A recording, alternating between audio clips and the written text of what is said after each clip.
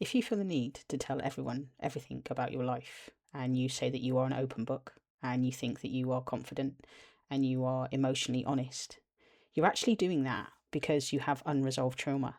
And if you're somebody that posts your life online, then this video is really going to help you, because I want to tell you about why you do that. And I also want to give you the reparenting technique and help you understand that actually this is the father wound deep inside you playing out, which is why you're worried about your views, you're worried about how people perceive you. But what you do is you share your life, because actually deep down inside, that's your inner child that was never ever seen, never heard. And this video, I'm really going to land this really deep for you, because I'm actually going to get you to understand what you can do in order to change sharing your life. And I can make this video today because I was one of the biggest oversharers in my whole life. I have shared my trauma across social media like everything, because I know, as do you here, that that is my inner child coming through. That is my inner child that was never seen and heard as a child. But now my life is incredibly private, and only one person actually knows what is going on with me, and that is my best friend. As you heal, one of the things you'll notice is you don't want to take photos anymore. You don't want to share your life. And for me, I deleted all of my social media in January 2026 completely. All gone. I still have profiles there, but I don't use them. And I don't share my life. But that is because of the degree of healing that I have done. So what are we doing when we're oversharing with people? We're looking for validation. We're looking for people to go, oh my God, that's you. And if you are somebody that lives in that victim mentality, it's not something you actively do, but what you'll find is if you have that victim mentality, you will keep drawing people towards you of the victim state. And what you're doing by telling everybody all about your life and your trauma, etc., is that is the little child inside that went, see, can someone tell me it's okay what happened to me? Because that child inside of you, that's still stuck in that moment in time. And that's why I will say what has really stopped me oversharing has been the depth of the inner child work that I've done, and also the amount of parts work I've done, which is where I work with the internal family systems model. But until you actually work with your inner child and hear them and make them feel seen and make them feel heard, you're going to keep oversharing. And one of the best ways I see people oversharing is I sat with a group of people very recently, and it was just amazing the amount of people who want to just tell you about everything. And yet only one person in that group that I sat with very recently actually knew anything about me. And I sat there for about 3 hours and said absolutely nothing. But I listened and I watched and I observed. And you'll find that you do that. The more that you heal, the more that you will keep yourself very private. You won't want to tell people the world. You won't want to tell people everything about you. But what's important to understand is if you are that person that is in the supermarket and you are having that conversation and all of a sudden you start telling about your husband, about your kids or whatever, that again is that child inside of you that desperately needs to be heard, that desperately needs you to be their parent. So how does this tie all into the father wound? So your father, if he was there or if he was not, his job was to create validation for you. If you are a woman watching this, your father's role was to make you feel safe, was to make you feel seen, and was to make you feel heard, and was to present you with masculine energy. What has happened to so many women, and also if you're a man, I'll give you the other aspect in a minute, but if you are a woman that didn't have that very safe masculine, then you will find that you will constantly seek validation online. That's why you are posting those pictures. That's why you are sharing everything. That's why you will put memes, you'll put quotes, because the little girl inside of you is still waiting for dad to say, I love you. Hear those words today. How many of you are still waiting for your dad? I'll tell you honestly and truly, my beautiful little 9-year-old girl was still sat there waiting for a dad who didn't turn up to collect her one day when it was part of an arrangement order to come and collect me. And until I actually found 9-year-old me, so yes, you have your inner child, but I believe truly you have many different parts of you that are trapped at moments in time. And I will always maintain this as someone who is a reparenting coach and helps people with inner child work, that until you actually find and rescue that part of you, and you heal them and you give them what they needed back then now, you're going to keep oversharing. You're going to keep trauma jumping onto the world because that girl is sat there waiting for daddy to say, I love you, or well done. How many of you in this video, and pop this in the comments here if you want to share, okay? But how many of you literally can remember always waiting for your dad's praise? How many of you hung off of your dad's word and you were always waiting for whatever it was that your dad was saying? Because if you are somebody that resonates with the whole daddy's girl term, you will understand exactly what I mean when it comes to validation and needing people to say it is okay to be you. And the daddy's girl thing is huge for so many women out there right now. And I just want you just to take a moment in this video here and think about and go, oh my God, is that why I'm posting my life to the world? Am I still waiting for my dad to tell me that he loves me? And if you grew up like me and your dad was in and out of your life, then you will understand that until you actually do that work, you are always going to be waiting for that dad. So how do we do that through reparenting? What we do is we actually understand the father wound incredibly well. And we understand that we need to be the one that validates our inner child or that part of us. We need to be the one that sees and hears our inner child or that part of us. And how do we do that? There are several ways. The first way I'd recommend is, number one, you make your inner child feel safe. That is the primary problem for trauma dumping.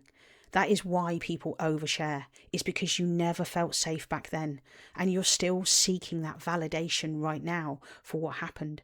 And if you are somebody that cannot remember your childhood, let me tell you honestly, that is because your psyche, your brain has blocked that off to keep you safe. So the first thing we need to do is we need to make our inner child feel incredibly safe inside of us. For me, that's where I talk about consistency.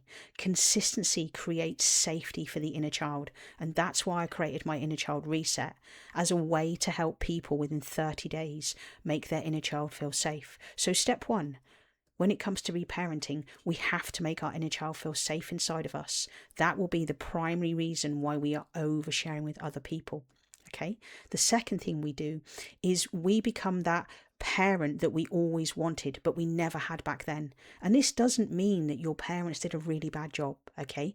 What this means is it's your role to become the inner parent.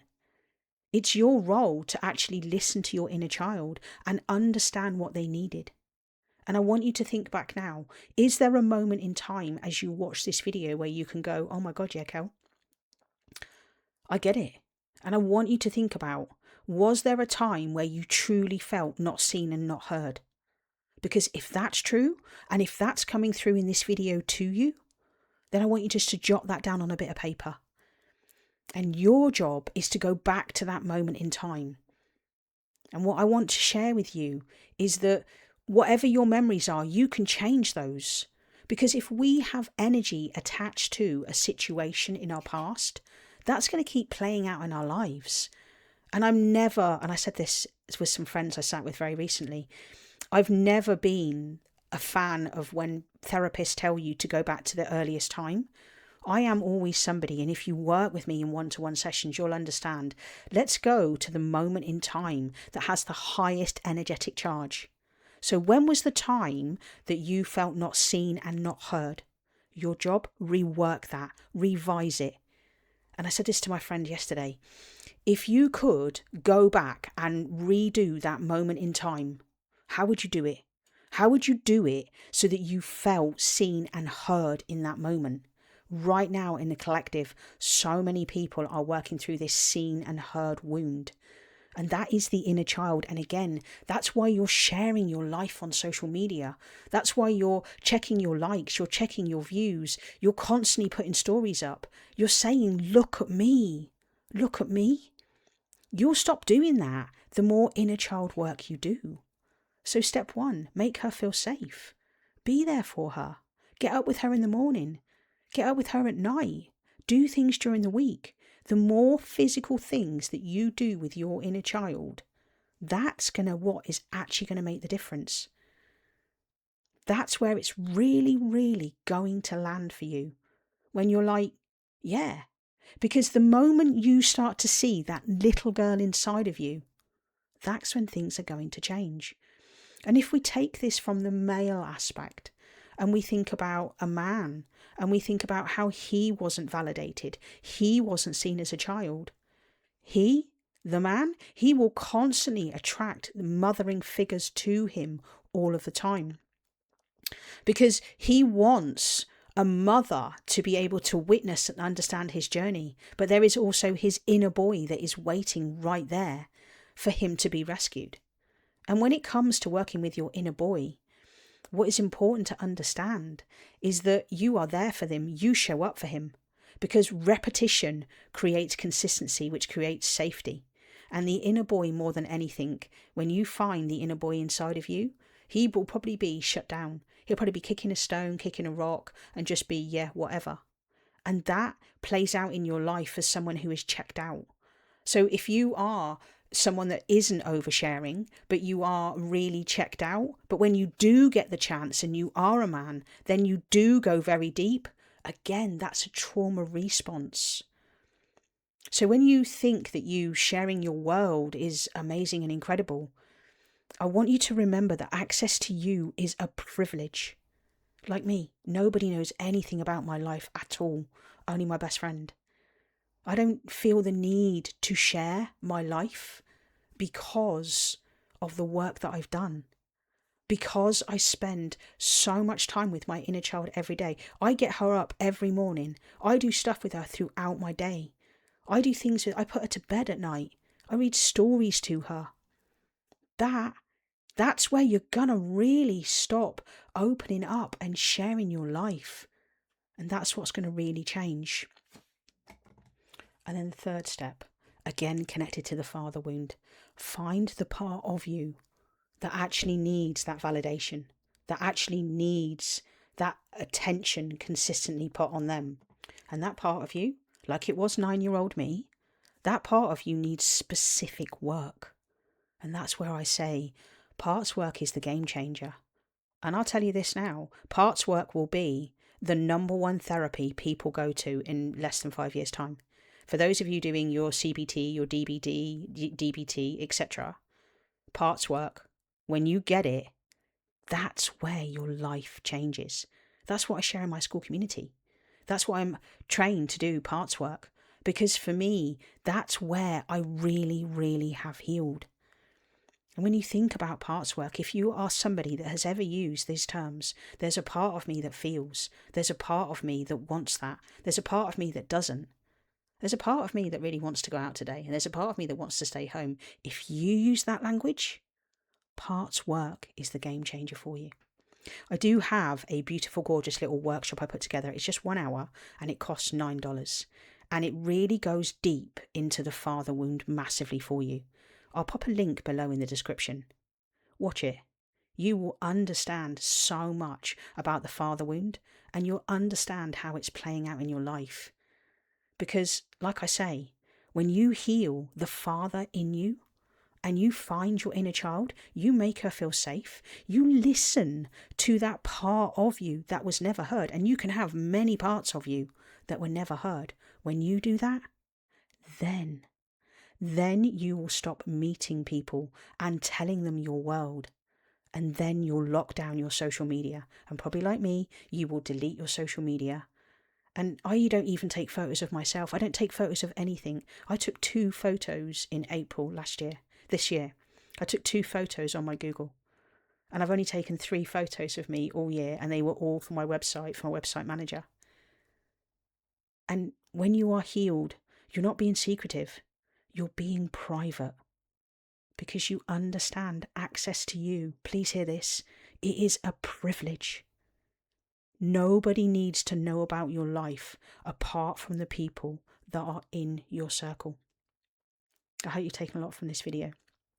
I'll stick a playlist up there full of loads of inner child videos that I've made around reparenting that you'll get and you'll understand. And just know you're seeing someone called Kel because I understand the inner child concept and parts work better than any other person out there. And why? because I lived it. Video's just there for you. Catch you again soon.